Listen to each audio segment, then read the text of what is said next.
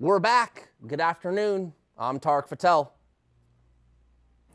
I'm Randy Rosenblum in Nashville, Tennessee, and this is SoCal Prep Report.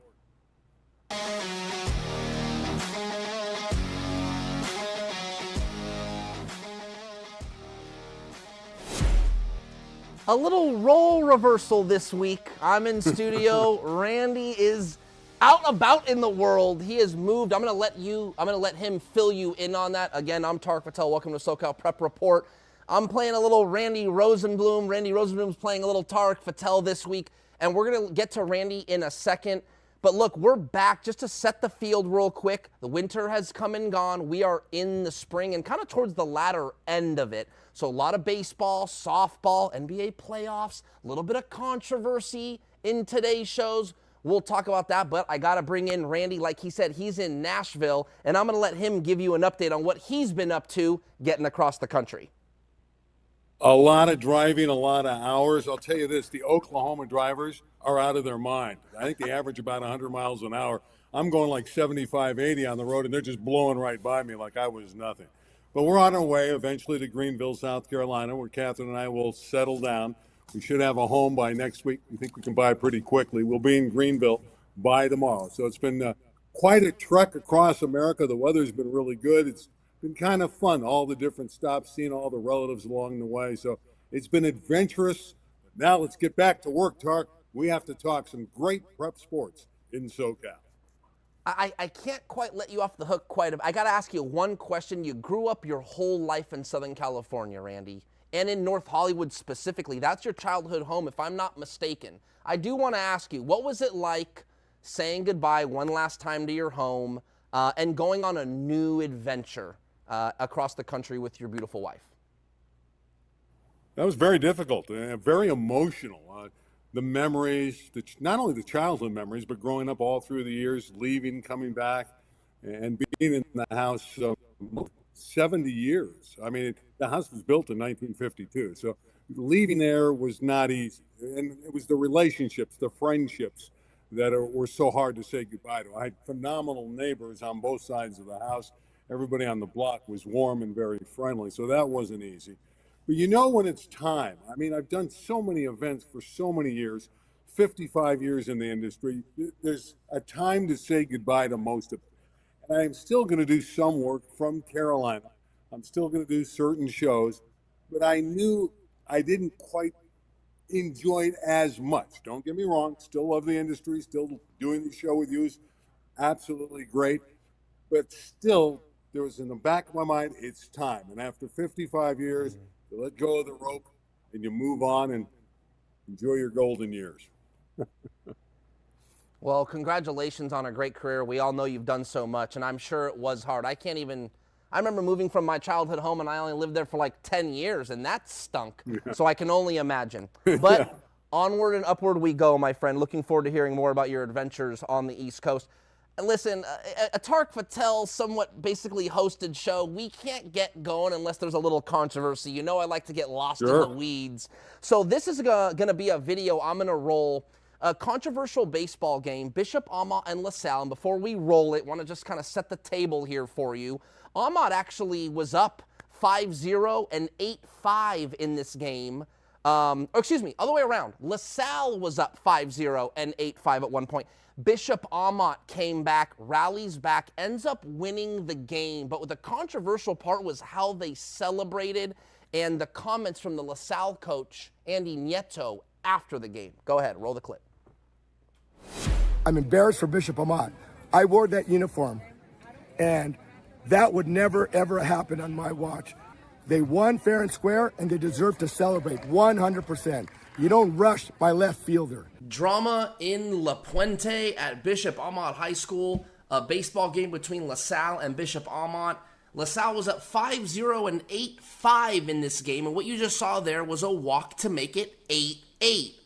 Boom, hit by pitch. It's 9-8. Bishop Amat wins on a walk-off hit by pitch, and a celebration ensues that probably goes a little too far. The batter touches first base and makes a beeline straight for the LaSalle left fielder in left field with his team in tow, by the way. and they seem to challenge him and kind of circle him. Obviously a very aggressive body posture from everybody. Now, it's obvious to me that the LaSalle player might have been chirping the whole game, gave up a big lead, lost, maybe only chirped once, I don't know, but that seems to be something that should stay in the game and be handled in the game, which Bishop Amat clearly did by winning the game. But this video is caught wind on social media for all the reasons you can imagine. And this is what LaSalle coach Andy Nieto was talking about in his interview with sports reporter Fred Robledo. I'm embarrassed for Bishop Amat. I wore that uniform, and that would never, ever happen on my watch. They won fair and square, and they deserve to celebrate 100%. You don't rush my left fielder. That's not okay. I have a lot of respect for President Richard Beck and Principal Gabe Escobar. I think they do a fantastic job. They would be embarrassed, and I'm embarrassed for you, Bishop Amat. I wore that uniform with great people and with great parents and did some great things. Okay, a great chapter in my life. Let me say that again. But for this to happen, that's not okay. Thank God for schools like LaSalle. LaSalle will respect all and fear none. Okay, lot to break down there, Randy. The floor is yours. Well, first and foremost, it was a league championship game, so you can understand the emotion. I think that has to factor in. So there is going to be a celebration, especially when a team rallies like that, the way Amat did. So that's understandable. Going out to the left fielder is immature. Yeah. So you have emotion and immaturity together, and you combine it, you understand how it happened. The other factor is if you're LaSalle, you negate all this. If you hold on to the lead, this never happens, and it's not an experience we'd ever see. But also, if you're LaSalle, you have to be mature as well. You have to turn your back on it, and that's easier said than done. I know as a 17-year-old athlete, I certainly couldn't have turned my back on it. I probably would have chirped back, probably gotten a fight or something crazy out in left field. So you have to look at all the factors. A, it's a championship game. B, Amat rallies for victory. And see where maturity level, who's going to be the grown man in the room. I think LaSalle handled it a lot better than Bishop Amat did. But again, Bishop Amat in many respects gets the last laugh because they won the league title. Yeah, and just for those, that caught wind. I actually posted that clip we just saw on social media, and on Instagram it's got 320,000 views. So people, it's got all kinds of reaction. Look, I think when the batter that gets hits that first base and makes a beeline, there's 8 other players he could have ran at. You know what I'm saying, Randy? Clearly this left fielder was chirping during the game, which, by the way, I always think is fair. During the game, from 0 to 0 or time start till 0, I think anything's okay with your words. You want to talk a little, you're whatever. But when that game's over, you shake the guy's hand and you let it be. For it to spill over after that badly. And by the way, how tough can you possibly act if your whole team is running at one guy? Are you with me on that? I mean, that just seems a little much there. Go ahead. I agree. I mean, and it's got to be frightening if you're the one guy and you see all these athletes like you don't know what's going to happen. Yeah, you're right. Even though he may have been chirping. And again, it gets back to maturity. The left fielder handled it better, even though he might have been chirping and showed some immaturity during the game. He handled it. He didn't get any scuffle. And for Amat, it was a celebration, and unfortunately for them, they went over the top. And taunting is not what we want to see. I'm a celebration guy. I love to see kids celebrate. I think we're holding back too much. But in this case, the Lancers went way over the top. Yeah, I agree with you. It was a celebration gone a little too far. Okay, moving forward, we got baseball playoffs around the corner. The regular season is now over, ladies and gentlemen. That was on May 6th, which was yesterday, Wednesday. And so now here we go. The playoffs will start next week, I believe, May 14th. But the Division I playoffs will actually start May 12th, which is a Tuesday. The pairings will come out on Saturday. So we're going to take a quick look at this new Division I format, Randy, which is unprecedented, brand new for high school baseball here in the CIF Southern section. This will be only for Division I. They're taking 16 teams, a small page out of the Open Division basketball playoffs, right, which is pool play. Little different, though. Yes, you will get 4 pools of 4, but if you win your first 2 games, you're through. There's no like guaranteed third game, right? Now, if you come out 1-1, there's a battle. If you lose your first 2 games, you're out. So you really have to earn a third game if you get there. Nevertheless, I think coaches seem to be in favor of this model because their teams get to show a full body of work. It's not just one and done. So I think this kind of hurts for a Cinderella program trying to make noise, right, Randy? Because we all know in baseball, especially in high school, it takes one special arm on a special day and you can beat anybody. What do you think about the format? I love the format because it rewards the better teams. Again, you're talking a great pitcher maybe stepping up and knocking off a better team. So if that happens, you're not out of the tournament. And again, I look back at the basketball. I know it's not exactly the same, but who won the basketball championship? It was Sierra Canyon. Who was the best team all year? It was Sierra Canyon, and it came to play. I just think this gives the teams who had the great year the reward, the better opportunity to come through and win the championship. I wholeheartedly agree with the format. I think for the D1 guys, it's really great. Now, when you go to the lower divisions, it's still one and done, and it gets really scary if you go up against a really good arm. Yeah, I totally agree. I actually asked Tom Musborn, who's now the coach at Sierra Canyon, obviously legend at Chatsworth, hey, what do you think about the format? And he said almost verbatim what you said. It gives the best team the chance to win, and it's because it's a totality where you might have to go deeper into your bullpen or whatever the case may be. Again, a body of work is used to move through the postseason. That being said, let's look at the latest rankings. These are probably the teams that are going to make up those top 16 teams. It's Norco, Harvard-Westlake, Olu, Corona, Ayala, Sierra Canyon, St. John Bosco, Notre Dame, Temecula Valley, and Cypress make up that top 10 with 11 through 16 you see there on the screen, like Oaks Christian. And then you see like a team like Westlake, which is a Marmoni League champion, with Oaks Christian at 17. So could they be the number 1 seed in Division 2? Or on Saturday, right, could they be in Division 1? That's what's kind of interesting about this is it could change on that final day. That's why the pairings become so interesting. What do you make of some of these teams you see on this list here, Randy? Well, the emergence of Norco having a great year, and we're going to talk about them in softball as well. They have a chance to do the double. They have a chance to win in baseball and win in softball. Norco is tremendous. Dylan Seward is one of those players who's having a magnificent year. Great batting average, hits for power, stolen bases. When you talk about players that potentially could be the CIF Southern Section Player of the Year, and there's a lot of great ones out there, Seward is in the conversation leading Norco. The Chargers are for real. They're dangerous. I also have to like St. John Bosco.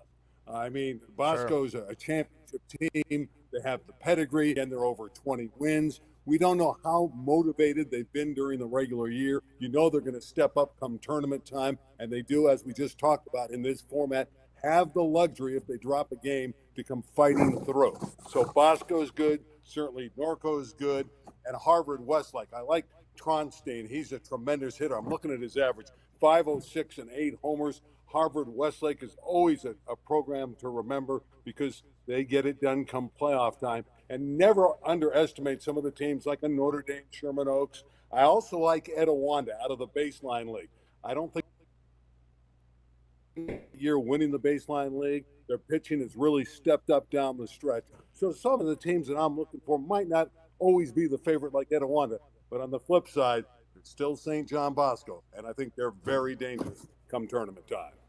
Yeah, and let's not forget St. John Bosco is the defending champion, won that whole thing for the first time in program history. You know, last stat about this, the thing I like about Norco, though a very popular athletic school, not necessarily a juggernaut or blue blood when we think of baseball. So I like that it's kind of new blood, so to speak, at the top that has a chance to potentially win the whole thing. Okay, let's move on to softball. Pretty much the same conversation here. Here are your top teams. You're looking at it on the screen. Murrieta Mesa, Norco, as you mentioned, Fullerton, Etowanda, Oaks Christian, again, kind of the usual suspects. But the difference here, ladies and gentlemen, no 16-team field. In my opinion, though I don't think pool play is necessary in softball because they're always kind of using the same arm anyway, I do think that field needs to be a little bit smaller because I think there's a huge drop-off. Don't you think, Randy? I mean, after probably the top 10 or 12 teams in Division I softball, I do think it gets different. And so this is going to be a 32-team bracket in Division I, like all the other divisions. Now, you might not get 32 teams. It might be like 29 with 3 byes or something like that, or a couple byes. But nevertheless, here's the softball Division I and beyond rankings. What do you think, Randy? Well, I think Murrieta Mesa is just tremendous, and they have Lily Hauser, who's 16-0. And you just talked about the arms. If you have a great arm, you have a great chance. And Hauser hasn't been beaten. They've only lost 1 game all season long, so they're tremendous. The other team, obviously, is Norco. Norco has Williams, who's going to go over to UCLA. Coral Williams, a pitcher. She's underclassman, but she was great last year. They have Peyton May. She's going to Oklahoma State. That's their second pitcher. Right. And they have Leighton Gray, who might be the best shortstop in Southern California. Leighton Gray's headed to Texas A&M. So when you have 3 high D1 players like Norco has, we're looking at a team that's very dangerous. To me, there's some very good teams. I like Olu's team. They won the Trinity League. They had a great pitcher in Riley Silva, but I don't know if they have enough to knock off those top 2. I mean, Norco, Murrieta Mesa, you talk about the depth going down to 10 or 12. Really, in my mind, Tar, I think it's a top 2. I think it's a collision course. Certainly someone can knock them out, but to me, it's a collision course with Norco and Murrieta Mesa in softball. That Norco trio you mentioned, it's one of those things in high school where you kind of wonder to yourself, man, is this their 6th year of eligibility? Because we've been saying their name for so long. Those ladies are still at it. And like you mentioned, one of them's not even a senior. So they're still someone to beat in softball. Okay, now we got to talk a little city section baseball. Oh, wait, you know what? Hold on. I take that back. Thank you, our producer. I skipped a story. Now, since we're on the softball topic, what do you think about this score out of Louisiana? Southwood and Huntington. Go ahead. I thought the Cowboys played the Raiders in an exhibition football game. That's what I thought it was. 54-45, 99 runs. What is going on? I don't know. It's remarkable. Go ahead. I don't quite think I can fathom it, really. Well, I go back to the days, I was fortunate enough to be part of a couple softball World Series in Oklahoma City. And if you got a run, you won the game. 2 runs, it was like, wow, an explosion. So for me to look at a score like that, it's just the change in the dynamics of the game. The ball's different. The game's more offensive-minded. But to get close to 100 runs in a softball game, Tark, I'm glad you pointed it out because that's a remarkable achievement. And how would you like to be in the dugout after scoring 45 runs and say you lost and knowing that you got clobbered and you scored 45? Yeah, I mean, even 45 combined, if the score was 20-something or whatever, and getting to that number is remarkable, let alone getting to 44 or 45 runs yourself. That is remarkable. But worth mentioning, shout out to Larry Zavala for pumping that in. Okay, city section baseball. Here are the top 10 rankings. Now, city to me, look, let's be honest, it's not the greatest baseball, but to me, there's always parity, which makes it interesting. So despite what you might think of the talent level in the city section, there are some good players, by the way, and some great coaching, but you kind of don't know who's going to come out of it. I always bring up that Bell. Man, like 2-3 years ago, they won the whole thing at Dodger Stadium, and no one saw it coming. Here's a look at what's going on in the city. I'll give one quick fact before I let you take over and say who you like. But let's not forget, Birmingham is actually going to win their first West Valley League title since 1994. Matt Mowry's been the coach for 18 seasons, and he's never won a league title. He finally gets one this year, but they've won 5 city championships, 3 of them being in the Open. So despite all the section championships, the guy's never won the league, and he finally gets it done. Curious on how that works out the rest of the way, but your thoughts on these list of teams? Well, Birmingham's the favorite, but the interesting factor here, and you mentioned it with Matt's team, they've never been the number 1 seed because they never win the league title. So there's going to be more pressure on them. They do have Carlos Acuna, who's a tremendous pitcher, again, an underclassman, but he's getting better and better. And it's a baseball team that's really coming on. They finished off the league championship with an easy 9-1 win over a decent Cleveland team, not a great team. But you're right, there are other teams that are very good. Carson out of the Marine League has had a very strong year and have dominated the Marine League that historically has given the West Valley League some trouble. The West Valley League seems to come through. That's where Birmingham hails from. But Carson is a very dangerous team in this format. So I think you got to look for the Colts. But the favorite certainly is Birmingham at this point. And you mentioned Bell. They still have Jaden Rojas, who was the pitcher at Dodger Stadium when they won the championship game. He was brilliant in that final. Now he's grown up. Now he's a tremendous hitter as well. They have a shot, but the problem for them, their own league has a couple teams that are very good as well, in Southgate and Garfield. So there's 3 teams out of the Eastern League that are very good in this format. But to answer the original question, Birmingham has to be staked as the favorite. Matt's team is coming on. They're very solid. As well, baseball in this format, one and done. Yes. There's no guarantees.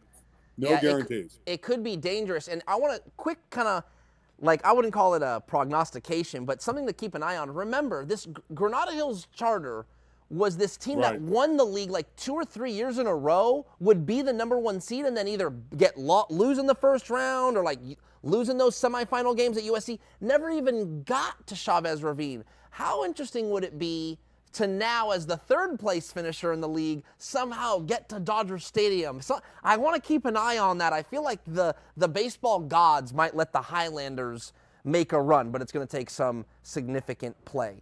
Okay, so I think that's it for the city.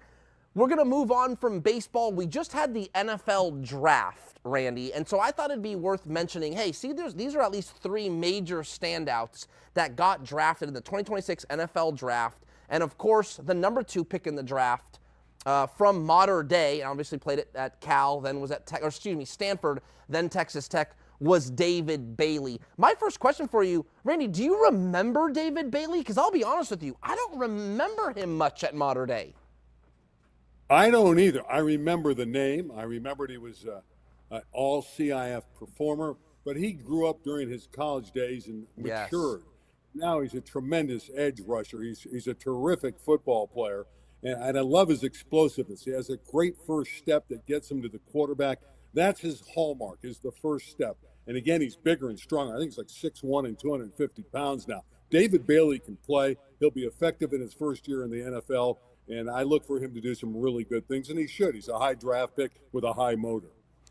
And then you had Makai Lemon, who is a name we all knew about, right, at Los Alamitos. Obviously, Biletnikoff Award winner at USC. He goes to the Eagles in the first round. And then I'm going to let you comment on both these guys. Then Kamari Ramsey from Sierra Canyon, who's the first ever football player from Sierra Canyon to be drafted. So it kind of tells you where Sierra Canyon is now gaining ground on some of these other juggernauts in the Southland. They're getting players drafted now. And he went to the Houston Texans. I believe he was the first pick in the 5th round. So I think he's going to actually make their 63 or 53-man roster. Coach John Ellinghouse thinks so anyway. So Makai Lemon, Kamari Ramsey, you remember those guys?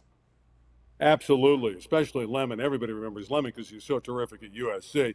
And he's noted for his route running ability. He's got great hands. But when you route run like he does, he's going to find a way to get open. He's a perfect fit for the Eagles. Jalen Hurts is going to love him. So I look for Lemon to come up big. Now you talk about Ramsey. I love his versatility in the secondary.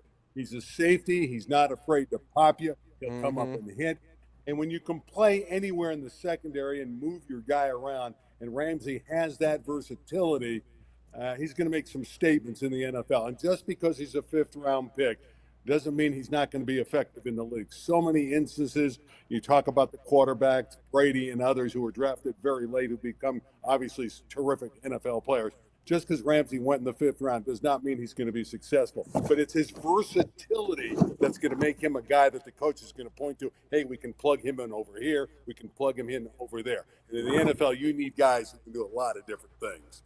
No question. Coach John Ellinghouse says the reason why he thinks Kamari Ramsey is going to stick is not only the versatility and the physical traits, but he's very cerebral. So that's a guy that generally sticks. To your point, that's probably why he's so versatile. Okay, a little bit of housekeeping here on the football, and then I got one thing to show you to end the show. As we got about 5 minutes here. Hey, how about Jasmine Gamble, Randy, from Hawthorne High School, is, at least to date that I'm aware of, the first female varsity football coach in California, maybe even just the southern section. I'm not so sure how far we'd have to go back. I'm not sure there's records, but that's how she's being heralded, which I think is fair. Go ahead.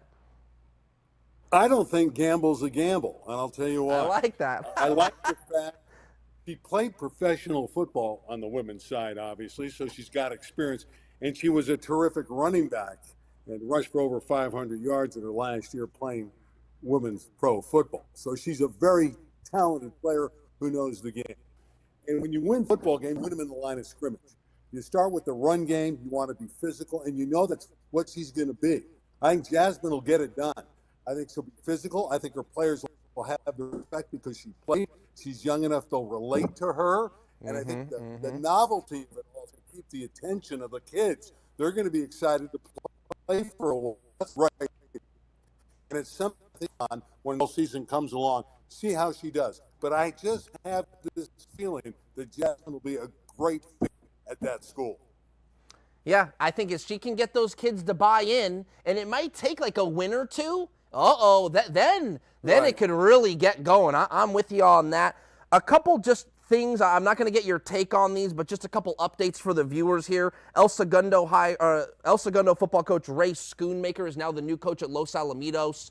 Los Alamitos' longtime and successful coach Ray Fenton, now at Orange Lutheran. And Long Beach Poly hires one of their own in Trayvon Patterson, former USC and NFL guy, and it was an alum of from the school 2013. So a couple coaching updates. And now that we got a few minutes left, Randy, I want to pivot to a little more controversy, but something a little more light-spirited. Maybe if you weren't there that day, but something you and I can laugh at, certainly. I've got this clip here of a coach, once again from Louisiana. I want to read this correctly. This is Sham Gabehart from Baton Rouge Central High. He's a baseball coach. You can roll it any time, fellas. And he gets, clearly there's something he doesn't agree with on the baseball diamond. Have you ever seen a coach disrobe in anger before at any level? No, but I have to admit he has to be confident in the way he looks to disrobe in front of anyone. I don't think I would do that at any stage in my life. Now, Tarek, you're well put together. Maybe you would. But I think it does get the attention of everyone. So if you're going to make a statement and balk at the umpires and go after them and show your discontent with what went on, this is the best way to do it, I guess, because nobody in the stadium is going to say, I didn't notice. Everyone's going to say, I saw him disrobe. So he's got everyone's attention. I don't necessarily agree with it, but disrobing works. Everybody's going to look at you. Yeah, I don't know. It's like in the moment you're so fired up, but then you got to kind of live with it. It's like, man, I can't believe I just took not just one, but two shirts off. Like he had a jersey, then an undershirt. And I think to myself sometimes, like you see these fights where guys tend to take their clothes off before they want to fight. So I wonder if in the moment he was seeing red that he was trying to disrobe and then maybe go after the official and then kind of caught himself. I know that's kind of psychoanalyzing it. We'll never know. But I thought you'd get a kick out of that clip. That went pretty viral too. Baseball coach disrobes in anger. And I was wondering, in all your years of sports, have you ever seen anything like that? It sounds like no. Well, I was at Wimbledon and we had a streaker during a singles match. And maybe when she thought it's a singles match, they were literally single, but she was a streaker right at Wimbledon, 1996 that happened. That's the closest I've ever seen. But she had her figure was really good. Yeah, that's a different story. That's a different element, man. Randy, we got through show one, about a minute left. I wanted to ask you before we let you go. So you're in Nashville. I think you told me you're about a 5 or 6 hour drive from Greenville. So probably another stop for some barbecue, but you will be home tomorrow. Tell us about what's on deck for you. A long drive, like you said, it's between 5 and 6 hours from Nashville to Greenville, South Carolina. It's going to be a lot of fun, though, and you're right. I've hit a lot of barbecue spots. Oh, it's good stuff. The eating is really good. Not good for the tummy, but I've been getting up early in the morning before we get in the car and walking a couple miles, at least a half an hour every morning. So, yeah, it's going to be a fun ride, and then we get there, we'll meet with the realtor, and we'll go from there. And hopefully by next week we'll settle in and have a house and start our new life in Greenville, South Carolina. Randy, safe travels. We will see you next week and hope you tune in next week. There's Randy. I'm Tarek Fattel. SoCal Prep Report. See you next week, Thursday at 12:30.